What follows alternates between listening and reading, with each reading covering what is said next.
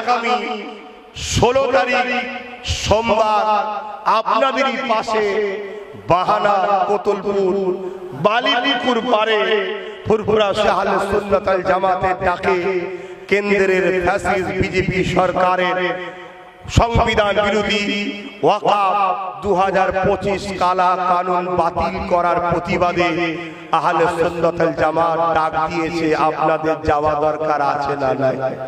একটু আওয়াজ দিয়ে বলুন, আছে না নাই? আসুন, সবাইকে খুলে দাওয়াত দিচ্ছি। আপনারাও এলাকায় এলাকায় প্রচার করুন। সবাই আসুন। বৈকাল 3:30 থেকে প্রোগ্রাম শুরু হবে। 4টার সময় আমি হাজিরি হব। আপনারা সবাই আসুন, এসে প্রোগ্রামে শরীক হন। 4টে থেকে 5টা 1 ঘন্টার তো ব্যাপার, কিন্তু যত মাথা বাড়বে মনে রাখবেন আপনার আন্দোলন তত দিল্লিতে ঝাঁপিয়ে পড়বে। আর বাংলা এমন একটা জায়গা, এই জায়গার আন্দোলনের প্রভাব দিল্লিতে বিস্তার বেশি হয়, কারণ বাংলা হলো ভারতের কোহিনূর। এই বাংলাকে কেন্দ্রের ফ্যাসিস্ট সরকাররা বারবার দখল করতে চেয়েছে, কিন্তু পেরে উঠতে পারেনি। কিন্তু দুঃখের বিষয়, আমার রাজ্য সরকার খেয়ে দে কাজ নেই, হঠাৎ করে নাক গলিয়ে দিল। বাংলায় আন্দোলন করা যাবে না।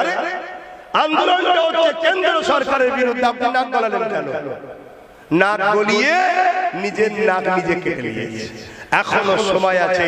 রাজ্য সরকারের উচিত হবে মানুষের কাছে বাইরে দিয়ে ক্ষমা চেয়ে নেওয়া, যে আমি বলতে চেয়েছিলাম এই বাংলায় যেন বিশৃঙ্খলা না হয়।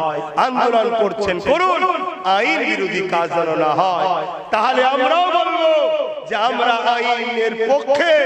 আইন বিরোধী কাজ তো তারাই করে যারা সমাজে গুলোগুলি লাগিয়ে রাজনীতির রুটি সাধতে চায়। আমরা তো মসজিদ বাঁচাতে নেমেছি, আমরা তো কবরস্থান, খানকা, ঈদগাহ, ধর্মীয় প্রপার্টির জন্য আন্দোলন করতে নেমেছি। আমাদের তো আওয়াজ থাকবে, কেন্দ্র সরকারের কালা কানুন মানছি না, ফ্যাসিস্ট বাপ সরকার নিপাত যাক। সেখানে তো আপনার ম্যাটার ছিল না, আপনি নাক গলিয়ে দিলেন কেন? শুনছেন তো নাকি? তো যাক, এখন সময়ের দিকে খেয়াল করে আর বলছি না। সামনে সোমবার 16ই জুন, আশা করতে পারি আপনারা যাবেন না? ব্যস্ত? একটুখানি সাক্ষী দেন না দেখি কাদের কাদের ইরাদা আছে যাবা। একটু লম্বা হাত তুলবেন তো? বাহ বাহ বাহ, তাই তো নাকি? 17 বাহ বাহ।